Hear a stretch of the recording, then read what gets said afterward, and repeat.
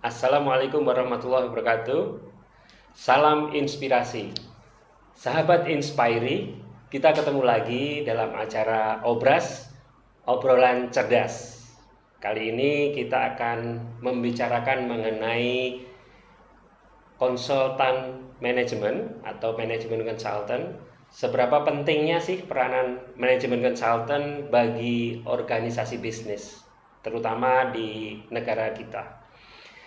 Kita akan menghadirkan seorang narasumber yang sudah berpengalaman di BUMN maupun di sektor swasta dan berpengalaman beberapa kali bekerja sama dengan konsultan, baik konsultan manajemen internasional maupun nasional. Bersama kita ada Bapak Asrul Sani. Assalamualaikum warahmatullahi wabarakatuh. Waalaikumsalam Pak Pri. Alhamdulillah sehat Pak Pri. Alhamdulillah, kita ketemu lagi Pak Asrul. Kali ini mudah-mudahan kondisi negara kita akan semakin baik dari pandemi ini, insya Allah, sehingga sektor bisnis akan berjalan kembali dan bisa tumbuh dengan lebih baik dari periode sebelumnya ya Pak Asrul. Amin. Pak Asrul, seperti saya sampaikan tadi, kita akan mohon masukan dari Pak Asrul, pengalaman Pak Asrul terutama mengenai manajemen konsultan. Karena di negara kita ini banyak sekali penawaran manajemen konsultan, baik yang internasional dengan nama besarnya maupun yang lokal manajemen konsultan. Saya ingin Pak Asrul memberikan dulu gambaran secara luas mengenai peranan manajemen konsultan ini dalam organisasi bisnis, Pak. Silakan Pak Asrul. Terima kasih Pak Pri. Ini kesempatan lagi kita sharing lah ya untuk pertemuan di obrolan cerdas ini ya tentunya. Mudah-mudahan menjadi masukan bagi kita dan teman-teman yang nanti mengikutinya. Jadi manajemen konsultan ini memang menunya berat nih Pak. Menunya berat. Jadi, tapi justru karena itu kenapa kami hadirkan Pak Asrul. Iya. Jadi baik dari pengalaman dari melakukan maupun ketika sharing sama teman-teman gitu ya. Jadi ternyata perusahaan seharusnya sangat memerlukan manajemen konsultan. Nah, need-nya untuk apa gitu kan? Iya. Kenapa saya harus butuh gitu loh? Pertama, sebagai cermin, mirror bagi yang menjalankan usaha. Dia kan perlu cermin tentang kondisi internalnya dan kondisi eksternalnya, gitu. Ada cermin. Yang kedua, untuk sebagai advisor, memberikan masukan-masukan terhadap kondisi baik kondisi internal maupun eksternal dari perusahaan tersebut. Yang ketiga, mentoring. Gitu, untuk mentoring itu diperlukan bagi perusahaan. Dan itu memang nggak berhenti karena apa? Karena situasi eksternal itu kan berubah. Gitu, berubah sehingga internal pasti harus melakukan upgrading. Kemudian remapping gitu ya, restructuring seperti itu. Itu harus dilakukan untuk apa? Untuk faktor adaptasi terhadap faktor eksternal. Tentunya dalam hal ini pasar ya, dalam bisnis seperti itu. Nah, itu yang melatar belakangi penting manajemen konsultan bagi sebuah perusahaan. Kenapa? Karena teman-teman di internal sudah punya aktivitas daily yang mereka lakukan setiap hari. Dan manajemen konsultan sebagai mirror ya. Oke. Yang lu lakukan itu excellent, good, atau oke, gitu ya, atau malah kayaknya salah deh. Gitu. Okay. Nah, itu merupakan apa ya, cermin bagi manajemen untuk melihat apakah usahanya on the right track dan apakah usahanya itu follow the market seperti itu. Nah, itu yang teman-teman di top manajemen, di middle manajemen harus dapat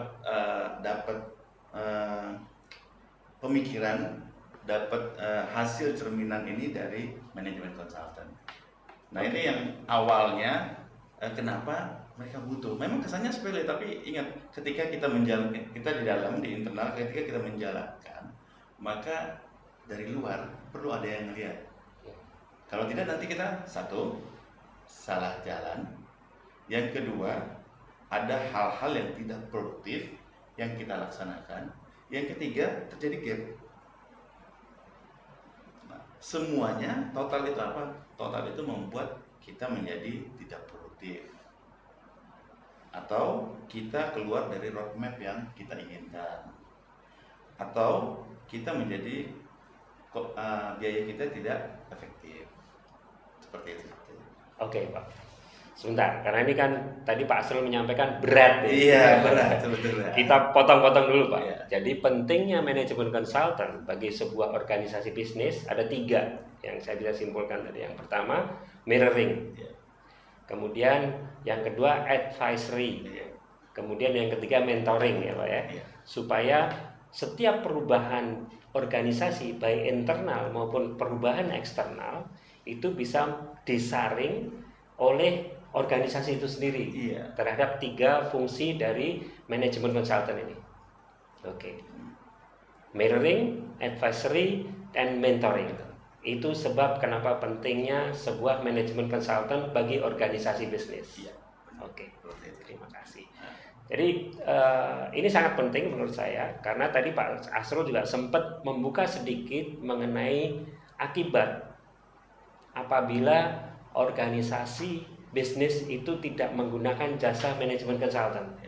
Ada beberapa tadi yang Pak Asrul sampaikan tadi mengenai biaya yang tidak efisien dan efektif, kemudian roadmap-nya tidak sesuai dengan yang objektif awalnya, kemudian bisa performance-nya di bawah yang diharapkan. Mungkin ada lagi, Pak? Jadi dari 3 itu runtutannya banyak ke bawah, akibatnya banyak gitu. Yeah. Dari 3 tadi yang fungsi manajemen, runtutannya juga banyak gitu. Bagaimana kalau kita mentoring itu ya banyak, akhirnya ujung-ujungnya apa yang dibutuhkan gitu kan, apakah training, coaching seperti itu ya, atau kita perlu bikin new roadmap atau redesign, remodel dari bisnis kita, itu banyak runtutannya ke bawah. Tapi intinya manajemen konsultan itu harusnya teman-teman top manajemen harus menyadari bahwa dia perlu mirror dalam menjalankan bisnisnya, dalam short term maupun long term, seperti itu. Jadi ada yang menjaga roadmap yang tidak mau akan dijalankan, itu pertama. Kedua, jadi mungkin dari perspektif lain ya Pak, karena selama ini kan mungkin perspektif internal yang sangat benar, dari perspektif lain kan sebagai mirrornya gitu. Yeah. Ya, kita akan melihat itu situasinya. Yeah. Karena kan kalau internal terus terang kalau di internal pasti sangat tinggi subjektivitasnya. Gitu ya kan gitu ya. Kenapa? Kebutuhan antara atasan dan bawahan. Nah gitu ya. Yeah. Ada hal yang saling jadi akhirnya subjektivitasnya tuh kental gitu loh. Okay. Maka perlu mirror. Jadi kita tuh sebagai penengah yang bisa mentoring, yang bisa menjadi advisor bagi mereka seperti itu. Nah ini top manajemen menyadari, karena kalau tidak perusahaan itu semakin besar, maka perlu pengelolaan manajemen. Kenapa sih perlu manajemen? Kan begitu pertanyaan gitu. Yeah. Ingat loh, ketika awal perusahaan didirikan itu yang utama apa? Power kan? Gitu ya, power. Tapi ketika semua aspek dalam perusahaan itu berkembang naik, yang kita inginkan nggak power masing-masing, tapi force yang kita inginkan. Artinya kekuatan yang bersatu gitu. Ya, yang artinya ujung-ujungnya apa? Sinergi gitu ya Pak. Produktivitas. Semua lini produktivitasnya baik, dan semua lini harus ada mirror. Gitu. Dan kita pertama kita manajemen konsultan untuk mereka semuanya. Kedua nanti kita akan melatih mereka menjadi mirror antara satu yang lain. Seperti itu. Seperti itu. Lama-lama manajemen akan bisa menjalankan itu selama kondisinya pada kondisi yang sama. Tapi kalau pada kondisi misalnya seperti saat ini ada COVID, ini kan uncertainty banget loh gitu ya. ya nggak pasti banget gitu loh. Nah sebenarnya perusahaan-perusahaan yang konotasinya dia masih stable gitu ya, dia harus buru-buru menggandeng manajemen konsultan untuk melihat bisnis dia ini ke depan seperti apa. Itu yang pertama. Kalau saya mau redesign, saya harus kemana? Gitu kan. Apakah kondisi internal saya mendukung? Itu kan pertanyaan-pertanyaan yang diharapkan ada dari sisi yang luar. Mereka bisa nilai, mau nilai pribadi itu kan ya bisa seperti kita bisa menilai pribadi, tapi kan alangkah baiknya menurut saya seperti ini, tapi menurut Pak Priyo saya gimana ya? Fungsi mirror tadi, kembali Iya. ke fungsi mirror. Iya. Oke, Pak Asrul tadi sedikit menambahkan tadi bahwa sebetulnya ada hambatan kalau tidak menggunakan manajemen consultant, yaitu subjektivitas yang kental, sehingga hasil yang didapatkan dalam mapping perusahaan itu tidak akan maksimal. Kemudian yang kedua itu hambatan utamanya adalah bahwa penilaian yang dilakukan oleh internal itu pasti tidak akan semaksimal atau seoptimum kalau dilakukan oleh orang lain. Fungsi mirroring ada di situ.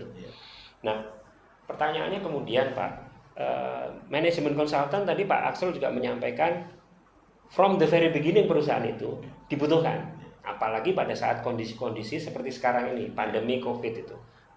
Manajemen konsultan itu menjadi sesuatu yang penting untuk memberikan masukan yang objektif buat perusahaan itu. Pertanyaannya adalah, apakah ada budget yang dianjurkan untuk dipostingkan untuk manajemen konsultan bagi sebuah organisasi bisnis? Balik lagi saya katakan bahwa ini kan manajemen konsultan itu harusnya kalau sebagai top manajemen ini merupakan hal yang penting mereka lakukan. Ya. Itu mereka harus punya sebetulnya gitu loh. Apapun motifnya, seperti misalnya kondisi saat seperti ini kita perlu manajemen konsultan, apakah mau tim transisi kah, apakah namanya, tapi itu dalam arti kata sebagai yang tadi saya bilang bahwa sebagai advisor juga, mentor juga, mirror juga seperti itu, dan harusnya dibudgetkan. Harusnya dibudgetkan. Jadi saya suka banget kalau ditanya manajemen konsultan itu penting nggak? Itu sama seperti R&D itu penting nggak sih? R&D itu penting nggak sih? Dan kalau saya mau tahu perusahaan lu punya R&D nggak sih? Kan begitu kan? Seakan-akan ya nggak penting aja. Tapi coba kita lihat perusahaan-perusahaan di luar negeri. Dia punya konsultan hukum, dia punya konsultan manajemen, dia punya R&D gitu ya. Tempat apa? Tempat top manajemen dan manajemen berdiskusi dengan objektif. Ya. Bisakah saya simpulkan kalau tadi Pak Asrul sempat menyampaikan adanya R&D dan manajemen konsultan. Bisakah saya simpulkan bahwa R&D departemen itu untuk menentukan masa depan perusahaan? Kalau manajemen konsultan itu untuk mapping dan menentukan perjalanan perusahaan saat ini. Bisakah seperti itu, Pak? Bisa. Sangat bisa. Memang fungsi kita itu mengawasi kondisi berjalan gitu. Oke. Gitu. Fungsi dari manajemen konsultan itu adalah mapping dan pas berjalan itu kita menjadi mirror tadi ya. Mirror, advisor, dan sama mentoring gitu. Oke. Jadi kita mendampingi mereka sebenarnya gitu. Dan itu yang menjadi kewajiban. Jadi barangkali ada sedikit penyimpangan kalau manajemen konsultan kayaknya hanya sebagai pemberi nasihat gitu ya, hanya sekitar orang-orang yang masa lalu yang berpengalaman. Harusnya enggak. Oke, kita berpengalaman di bidang itu, kita berpengalaman di bidang manajemen, tapi tetap kita harus gali informasi internal. Existing condition itu seperti apa sih itu? Kita nggak bisa menghakimi mereka dari kacamata kita tanpa data, nggak bisa. Oke. Sehebat apapun ilmu kita tidak bisa menghakimi mereka tanpa data. Oke. Terima kasih Pak Asrul. Saya kira sahabat Inspiri kita sudah mendapatkan gambaran mengenai pentingnya manajemen konsultan bagi organisasi bisnis. Kita akan sambung di sesi kedua kita akan mendapatkan informasi dari Pak Asrul berupa pengalaman beliau sebagai direksi sebuah BUMN dan kemudian di pucuk pimpinan sektor swasta dalam menggunakan jasa manajemen konsultan. Kemudian kita akan juga mendapatkan informasi dari Pak Asrul Sani mengenai manajemen konsultan seperti apa itu yang terbaik untuk dipertimbangkan untuk mendampingi sebuah organisasi bisnis. Tetap sehat, tetap semangat, sampai ketemu di sesi kedua.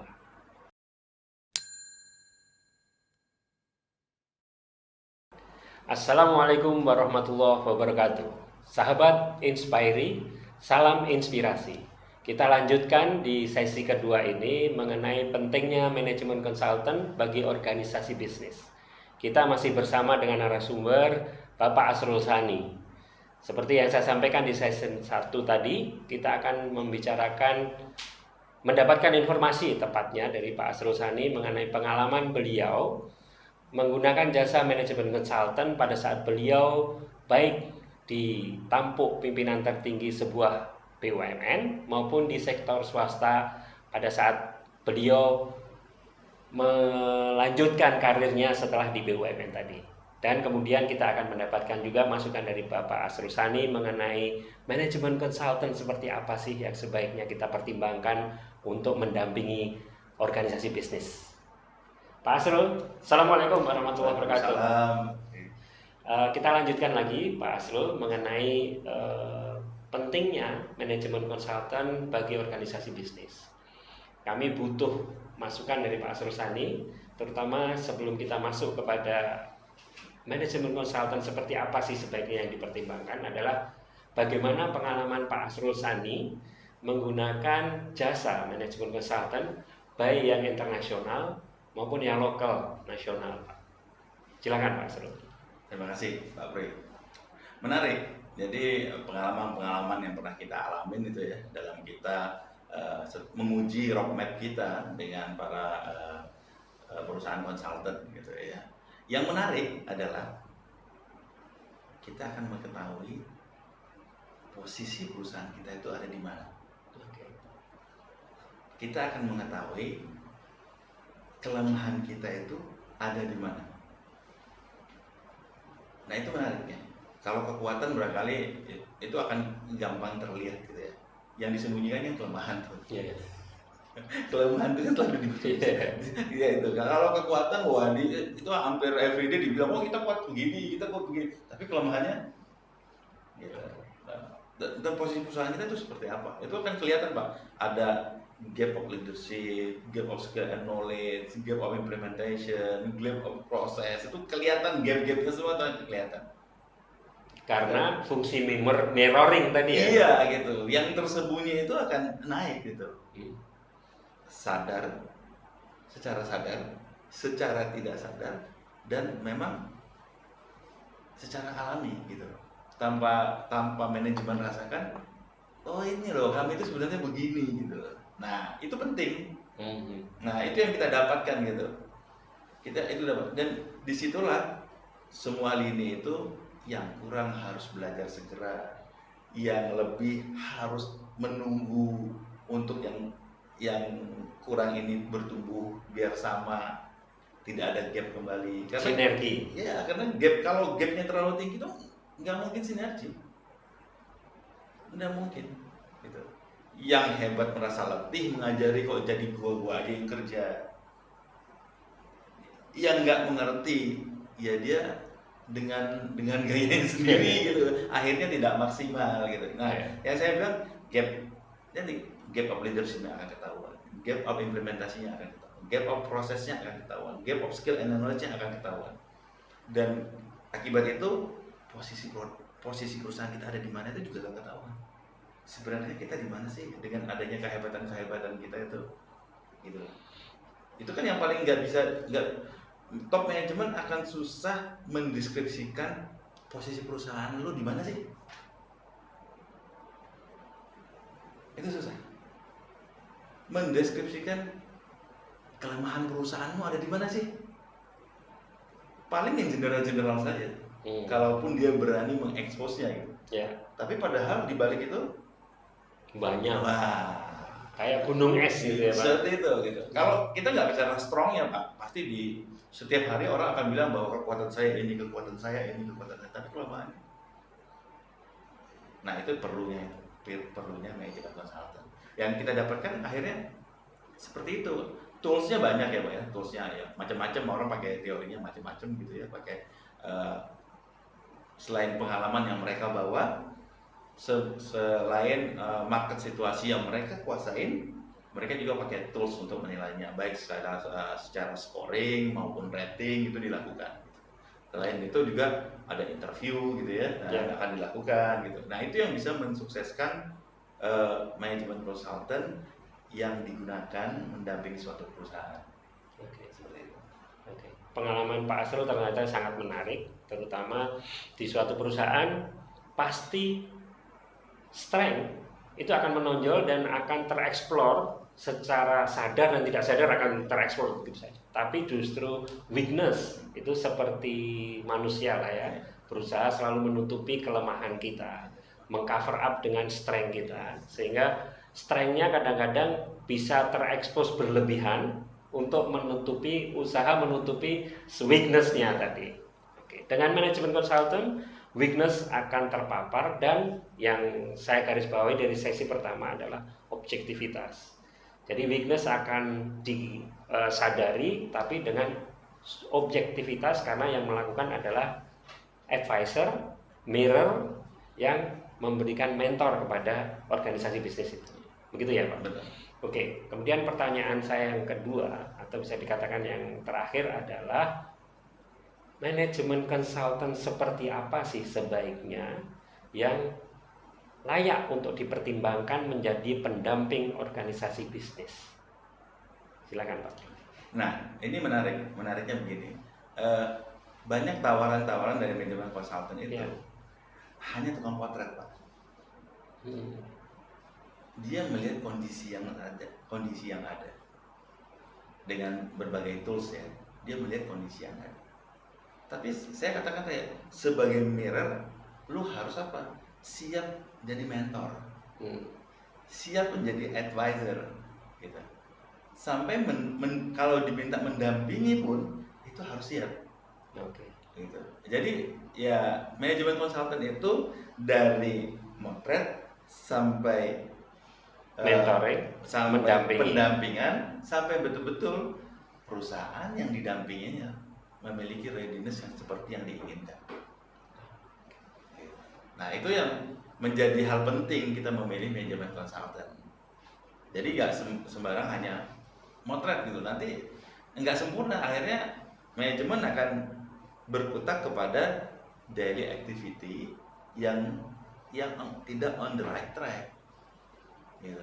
Jadi tidak seperti apa yang dipikirkan bosnya gitu ya. Bosnya juga punya daily activity yang banyak juga gitu. Jadi kita punya, selain di kantor kita punya kebebasan bersahabat, kita punya banyak hal yang kita gunakan. Dan kalau kita nggak ada mirror, saya rasa sangat susah kita akan berjalan on the right track dari pucuk pimpinan sampai di level bawah itu berjalan seiring. Oke. Nah, readiness-nya itu sama. Nah itu makanya kalau ditanya manajemen konsultan seperti apa, maka konsep awalnya bahwa selain dia memotret awal condition perusahaan, current condition, sampai dia memberi advice, itu mementoring beberapa top manajemen yang memang perlu dilakukan mentoring, kemudian pendampingan. Agar manajemen yang dikelola ini berjalan dengan baik dan readiness-nya seperti disepakati dari awal. Oke. Jadi manajemen konsultan seperti apa?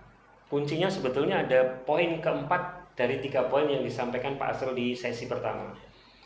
Fungsi manajemen konsultan adalah sebagai mirror, advisor, sama mentoring. Tapi ada fungsi keempat yang disampaikan barusan oleh Pak Asrul, pendampingan. Karena ini yang akan memastikan fungsi manajemen konsultan tidak hanya sebagai mirror, motret saja, tidak hanya memberikan advice saja, tetapi bersamaan mendampingi dan memberi mentor. Nah, begitu ya, Pak Asrul ya? Itu yang memang harus sesempurna itu, selengkap itulah manajemen konsultan. Jadi kalau kita memiliki manajemen konsultan hanya motret saja atau hanya motret dan memberi advice saja, nah itu saya rasa harus disempurnakan sampai pada apa rencana mentoringnya. Tentu kan ada gap-gap yang terjadi, harus di mentoring dong, gitu ya kan. Kemudian apa rencana pendampingannya? Setelah di mentoring, gimana kualitasnya? Seperti itu. Ya, kita kan harus uji lapangan, gitu kan? Uji lapangan, gitu. Seperti vaksin COVID kan. Gitu kan? Udah tahap 1, tahap 2, ya tahap 3 uji lapangan dong. Gitu. Oke Pak Asrul, sebetulnya tadi pertanyaan terakhir, cuman ini menjadi menarik. Pertanyaan berikutnya adalah, itu tadi ideal dari manajemen konsultan yang harusnya ada. Pertanyaannya adalah, ada nggak sih manajemen konsultan yang menawarkan jasa sampai dengan pendampingan? Apakah harus manajemen konsultan internasional atau nasional juga ada manajemen konsultan yang menawarkan jasa seperti itu, Pak? Kalau internasional ada. Kalau nasional saya nggak berani jawab ya. Saya belum jawab. Tapi sampai saat ini belum ada yang sangat spesifik mendampingi seperti itu. Belum ada mendampingi seperti itu. Karena apa? Karena memang uji nyalinya di situ, manajemen konsultannya. Dia harus mendampingi bersama dengan yang dikonsultnya untuk mencapai apa yang diinginkan.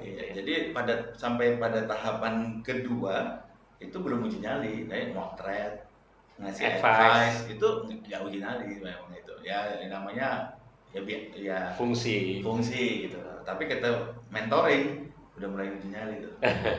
Gitu. Yang kita anggap mentoring itu udah cukup nih, gapnya udah kecil, kita coba tes lapangan nih, saya dampingin. Nah itu uji nyali lagi itu sebetulnya, gitu. Makanya ketika manajemen konsultan ada perusahaan mencari manajemen konsultan, maka dia harus melihat manajemen konsultannya itu memang punya pengalaman nggak di bidang usaha itu, atau memang dia punya pengalaman enggak di divisi itu, seperti itu. Jadi harus referensi dari manajemen konsultan itu harus lengkap terhadap bidang usaha yang akan didampinginya dan sanggup untuk melakukan pendampingan ya Pak. Sanggup melakukan untuk pendampingan. Nah itu garansi lah ya bahwa yang saya omongin ini benar. Saya berani mendampinginya dan itu benar. Itu pun di lapangan ada hal yang tidak kita duga. Kita sudah potret, kita sudah ngasih advice, kita sudah mentoring, kita dampingin, tetap ada hal yang tidak kita duga. Karena apa? Deviasinya pasti ada. Pasti ada. Karena apa? Karena pasar itu tidak seperti buku. Ya seperti itu. Tidak tetap posisinya gitu. Dia sangat dinamis. Nah, seperti itu. Makanya penting bagi perusahaan, penting malahan harus cepat-cepat punya manajemen konsultan dan minta manajemen konsultannya cepat kerjanya gitu loh. Karena apa? Waktunya cukup cepat berubahnya gitu.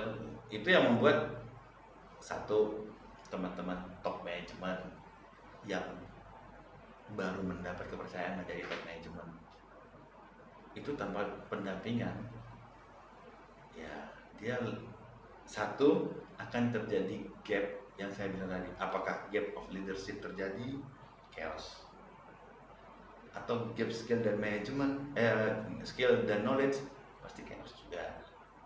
Gap implementasi pasti chaos juga terjadi. Seperti itu. Kedua, tidak kelihatan ada gap karena barangkali manajemennya humble ya. Ya gitu ya. Nah, yang terjadi apa? Trial and error, learning by doing. Perjalanannya panjang. Roadmap kita bisa keliling. Achievement yang harusnya dicapai certain period akan delay gitu ya. Atau bahkan bisa kemana-mana, nggak nyampe juga. Gitu. Kalau lama nyampainya itu masih bisa dimaafkan.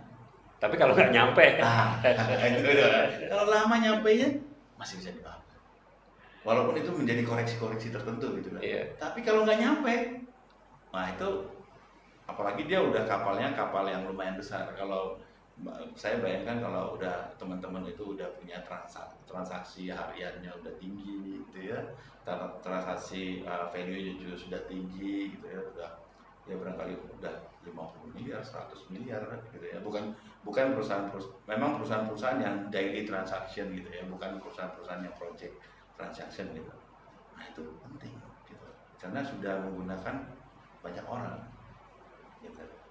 Nah itu yang membuat kapal udah jadi besar gitu ya.